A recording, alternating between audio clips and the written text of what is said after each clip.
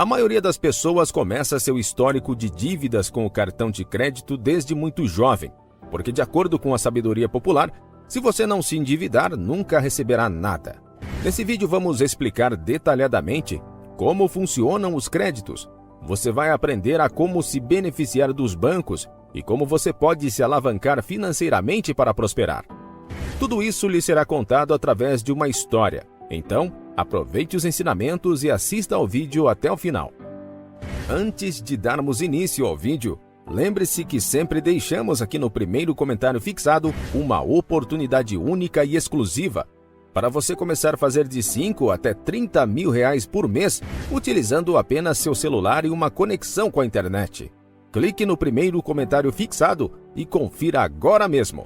Se gostar do vídeo, curta, se inscreva e deixe seu comentário.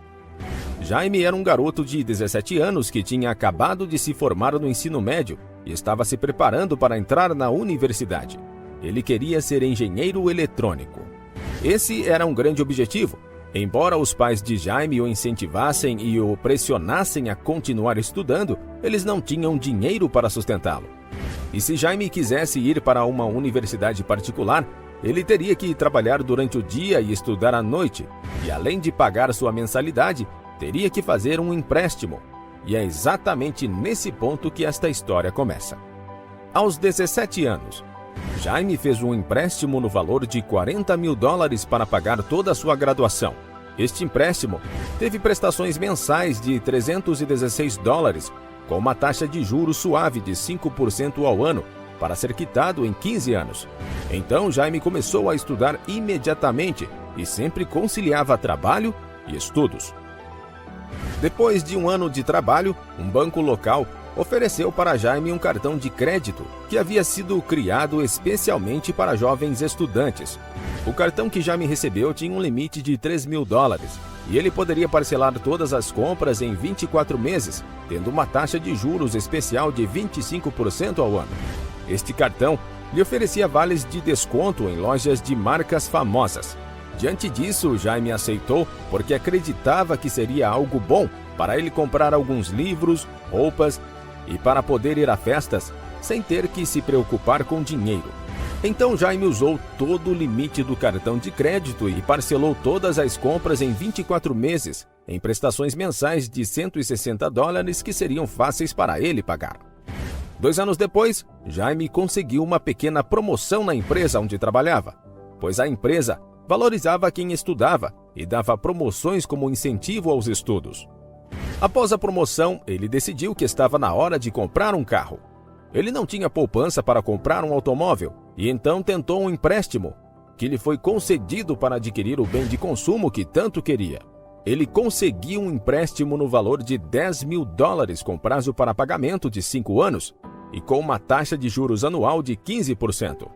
As prestações eram de $238 por mês e ele pôde enfim comprar seu primeiro carro. E era o carro dos seus sonhos, e por isso ele estava muito feliz. Jaime, que na época estava namorando, resolveu que era o momento ideal para se casar, já que estava há mais de 2 anos namorando. Porém, Jaime e sua namorada queriam ter sua própria casa, e então eles decidiram fazer uma hipoteca. E o banco lhes concedeu um crédito para comprar um apartamento no valor de $100 mil. O crédito seria pago em 30 anos com taxa de juros nominal de 7% e as parcelas seriam de $665 por mês. Vamos analisar a situação financeira de Jaime, começando pelo cartão de crédito que ele começou com 1 e em pouco tempo já possuía mais de 3. Para simplificar a situação, vamos analisar cada um dos empréstimos que Jaime fez. O primeiro cartão tinha um limite de $3 mil, que Jaime usou e fez compras parceladas em 24 meses, com uma taxa de juros anual de 25% e mensalidades de $160. Se somarmos as 24 parcelas de $160 cada, temos um total de $3.843, dos quais $3.000 é o valor do empréstimo e $843 são juros pagos ao longo de 2 anos. Se dividirmos os juros pagos sobre o valor do empréstimo, veremos que os juros são 28% do principal emprestado. Jaime pagou 28% a mais em todas as compras que fez com o primeiro cartão de crédito.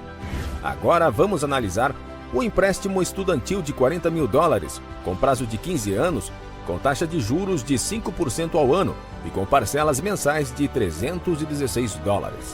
Se somarmos todas as parcelas de $316 por 180 meses, que é a duração total do crédito de 15 anos, isto é igual a $56.937, dos quais 40 mil é o valor principal do empréstimo e $16.937 são juros.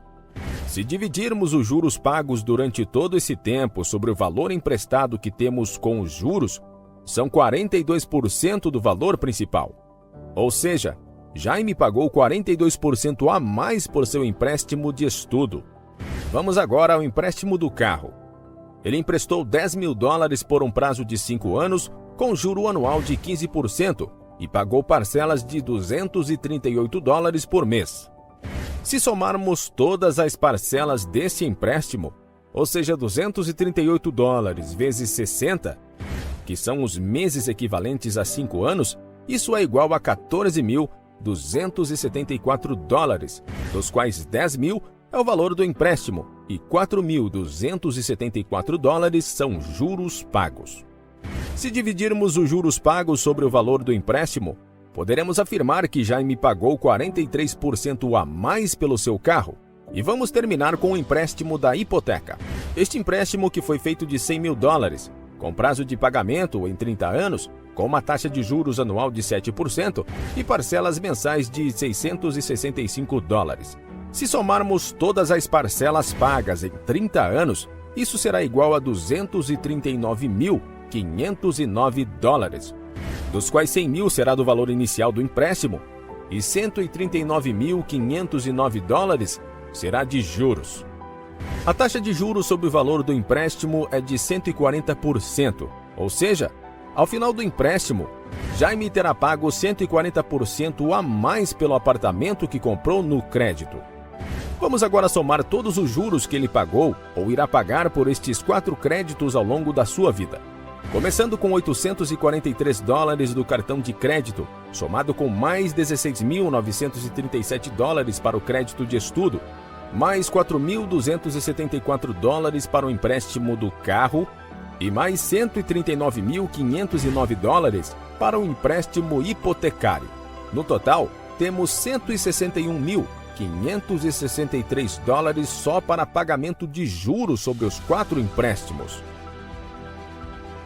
No geral, as pessoas nunca possuem apenas um cartão de crédito, sempre são 2 ou 3. O problema é que, além dos juros, as pessoas tendem a usá-lo novamente toda vez que acabam uma dívida. Então se torna um crédito rotativo.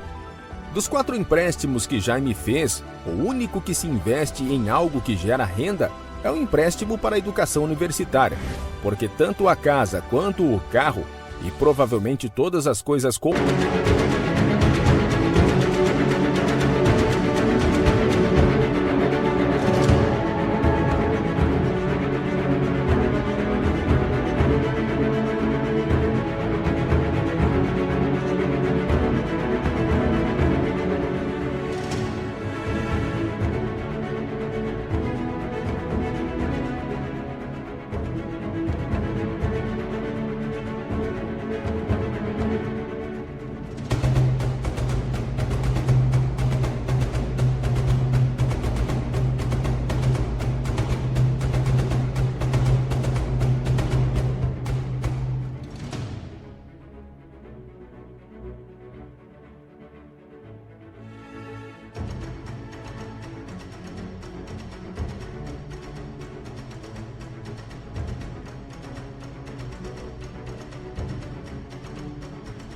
compradas ou pagas com cartão de crédito são apenas despesas ou coisas que geram despesas repetidamente.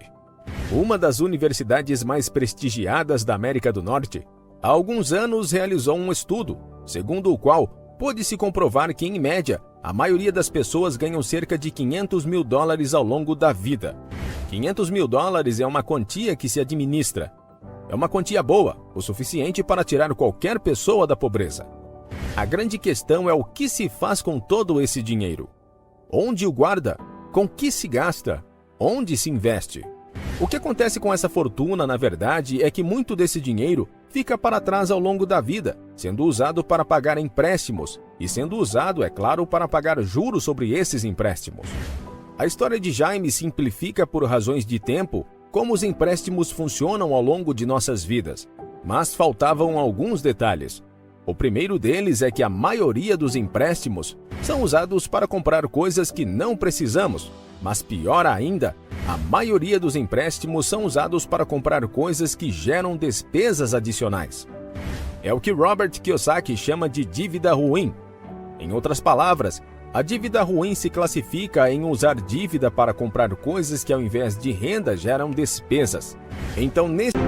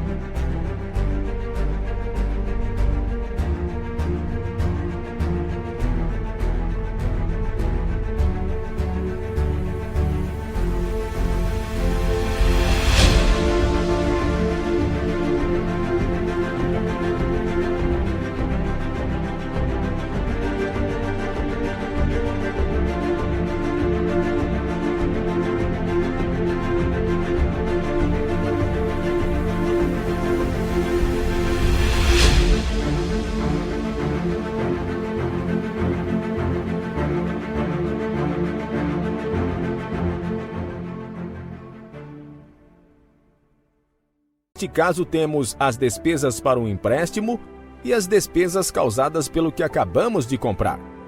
O segundo detalhe que devemos levar em conta é que no curto, médio ou longo prazo, a maioria das pessoas acabam usando mais empréstimos para pagar seus créditos atuais e para financiar a diferença entre receitas e despesas. Mas o que isso significa? Por exemplo, eu ganho $100 e minhas despesas mensais são de $100. Mas além disso, eu quero comprar algo no valor de $20 e faço um empréstimo nesse valor.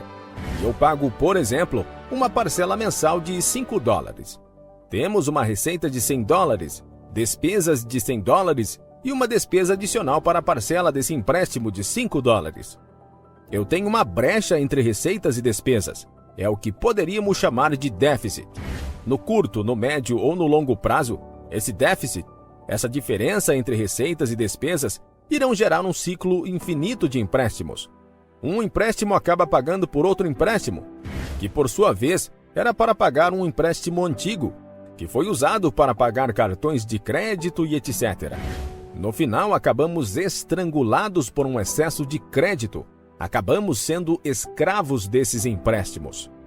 Um terceiro ponto que devemos ter em mente é que quando fazemos empréstimos, estamos o usando contra nós, e não a nosso favor, e nem a favor do poder dos juros compostos.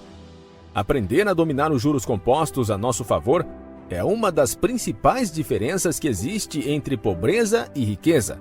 Um quarto ponto que é muito importante é que se já temos empréstimos, já temos créditos em nosso nome. Por exemplo, esses créditos são de 20% ao ano. Se prepararmos uma renda que cubra esses empréstimos, esses 20% de juros não serão ganhos pelo banco, mas sim por nós mesmos.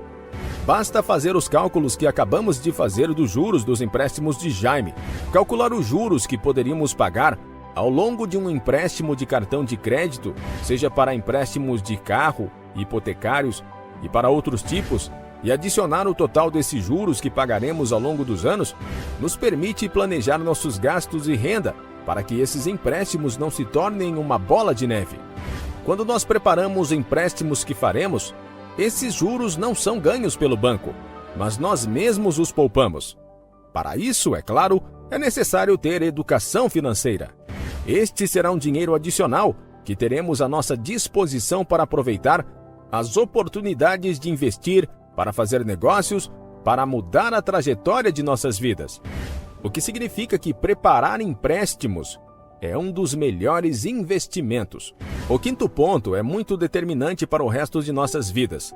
Devemos observar quando deixamos de ser levados por empréstimos, quando nos permitimos ser preenchidos com as coisas que podemos alcançar com eles. Citamos várias coisas neste vídeo que os cartões de crédito te permitem comprar, seja com crédito automático, crédito hipotecário, empréstimos para investimento e etc.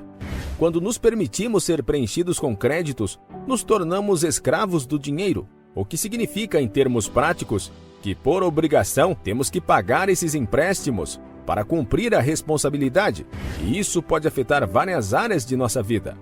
Ao fazer um empréstimo, as pessoas se privam de se arriscar, se sentem obrigadas a ficar em um emprego que odeiam, ficam de mãos atadas, sem mobilidade. Se não temos opções, não podemos jogar nossas melhores cartas. Ter crédito em excesso, ter empréstimos, geram muitos incômodos, além de todos os inconvenientes que acabei de mencionar. Isso tira das pessoas a liberdade, tira a possibilidade de tomar decisões, os impede de correr riscos, os impede de sair da zona de conforto. Lembre-se que quanto mais empréstimos você faz, mais pobre você fica.